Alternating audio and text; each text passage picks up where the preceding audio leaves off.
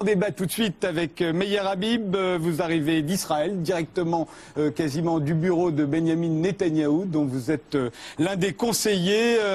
Vous êtes le Benjamin Netanyahou qui est le chef du parti Likoud, le parti de droite, qui pourrait bien devenir le prochain Premier ministre israélien. J'ajoute qu'en France, on vous connaît comme le vice-président du CRIF, mais c'est pas le vice-président du CRIF qu'on a invité, c'est le conseiller de Benjamin Netanyahou. Face à vous, Shlomo Sand, historien israélien, professeur à l'université de Tel Aviv. Vous êtes l'auteur de Comment le peuple juif fut inventé, de la Bible au sionisme, où vous vous interrogez aussi bien sur l'origine historique des Juifs que sur la politique identitaire de votre pays. Alors, les élections, c'est une photo d'un instant dans la vie d'un pays. Je vous propose de regarder tout de suite la façon dont les résultats ont été racontés en France sur cette chaîne hier soir. Regardez. Officiellement, c'est Kadima, le parti de Tzipi Livni, qui est arrivé en tête avec 28 sièges à la Knesset. Mais il ne devance le Likoud de Benjamin Netanyahou que d'un seul siège. Alors, depuis ce matin, les deux principaux leaders politiques du pays revendiquent la victoire et le poste de Premier ministre. Mais pour cela, l'un comme l'autre va devoir trouver des alliés pour obtenir une majorité à la Knesset. Avec au centre de toutes les attentions, cet homme, Avigdor Lieberman, le chef du parti d'extrême droite Israël Notre Maison, arrivé en 3e position. On a besoin d'un gouvernement très rapidement. On va faire tout notre possible pour que le peuple d'Israël puisse se tourner vers l'avenir. Lieberman a rencontré Tzipi Livni et Benjamin Netanyahou, mais il n'a pas encore fait connaître sa décision. Pendant la campagne électorale, Lieberman avait menacé les Arabes israéliens de les évacuer d'Israël et promis d'en finir définitivement avec le Hamas.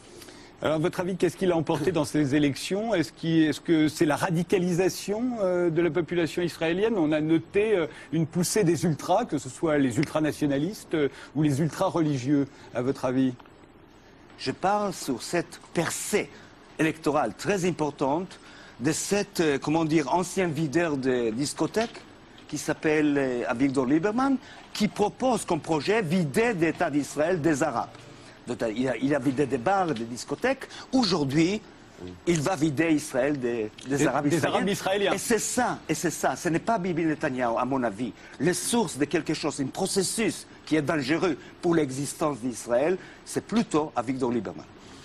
Ça fait 60 ans qu'Israël existe, ça fait 60 ans qu'Israël cherche la paix. En 48, en 56, en 67, il n'y avait pas de problème de territoire. Mais en 48, en 56, en 67, tous les Arabes ont essayé de détruire l'État d'Israël, État minuscule. C'est 20 000 km², c'est même pas 2 départements français. Ce qu'a essayé de faire Aric Sharon, le faucon Aric Sharon, qui était considéré comme on l'a totalement diabolisé. Je vais juste terminer, vous allez me répondre avec permission. Et en 2003, il a fait quelque chose d'incroyable. Il a démantelé 9000 personnes qui vivaient depuis 30 ans dans la bande de Gaza, des petits-enfants. Il a détruit des maisons, il a déterré des cimetières, il a détruit des synagogues.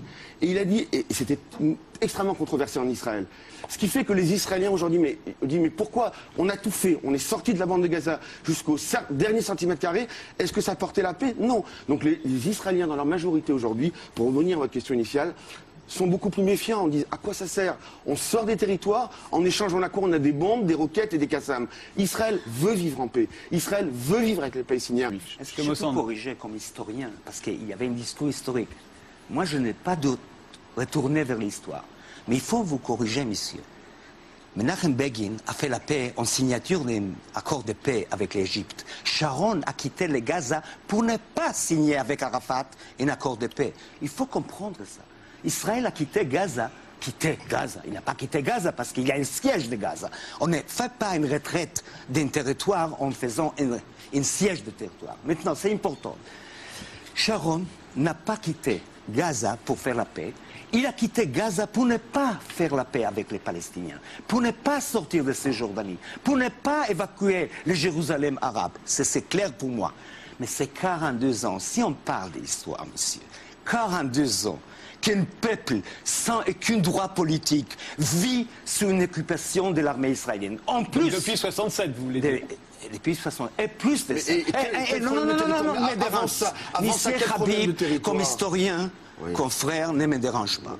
Maintenant, la chose importante est qu'en 2002, mars 2002, les ligues arabes, inclus l'OLP, inclus le gouvernement liban, avec 2 ministres Hezbollah, ont fait reconnaissance d'Israël des frontières de 67.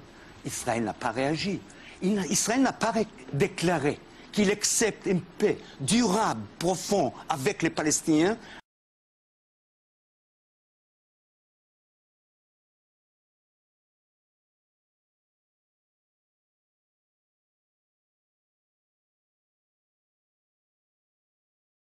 Avec une retraite de Cisjordanie.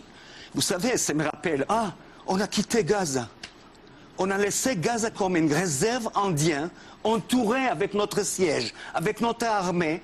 Et par contre, on garde Cisjordanie. Avec les colonies, on a continué la colonisation. Et en plus, cette année-là, donc il y avait un pourparler avec Mahmoud Abbas. Israël a continué à grandir les colonies. Et en plus, à ce moment-là, Israël fait le maximum pour enterrer toute Jérusalem avec des colonies juives. Dernière phrase ici. Vous avez fait, vous avez me dit, État juif, c'est votre État qui vit à Paris, mais ce n'est pas un État de 20% des Arabes. Et c'est ça qui est important. Pourquoi Lieberman a eu tellement de voix? À cause de votre discours qui appelle ça. Moi, je voudrais un État, république de toutes les Israéliennes.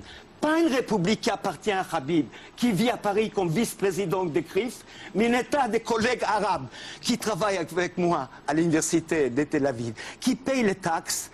Et voilà, un État qui dit qu'il n'appartient pas à ses citoyens, mais il appartient à Habib qui vit à Paris. Je crois que cette anomalité, cette refus des gens comme Habib, qui est Israël, qui je comprends qui était né comme État juif à 48, après les Shoah, après les tragédies, devient une république de ses citoyens et pas l'État des, comment dire, des deuxième résidence, comme la résidence secondaire de M. Rabin. Monsieur, il faudrait peut-être rappeler à monsieur Bon, qui représente, il faut comprendre que monsieur représente la frange de la frange en Israël. Israël est un démocratie. Ce n'est pas une faute, d'ailleurs. Non, mais les gens quand même doivent le savoir. Les gens doivent savoir aussi qu'en Israël vivent 1,5 million d'Arabes. Quand vous promenez à l'université de Jérusalem, vous voyez des femmes voilées de partout.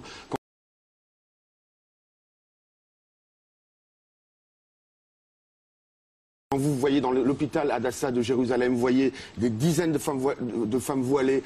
Les Arabes israéliens votent, ils ont élu hier 11 députés à la Knesset. C'est ça la démocratie. Oui, Israël ne peut pas être un État binational. Israël est un État juif. Pas. Jérusalem est la capitale de peuple juif. Monsieur, je vous ai laissé terminer. Laissez-moi. Nous sommes des juifs français, mais nous sommes des sionistes.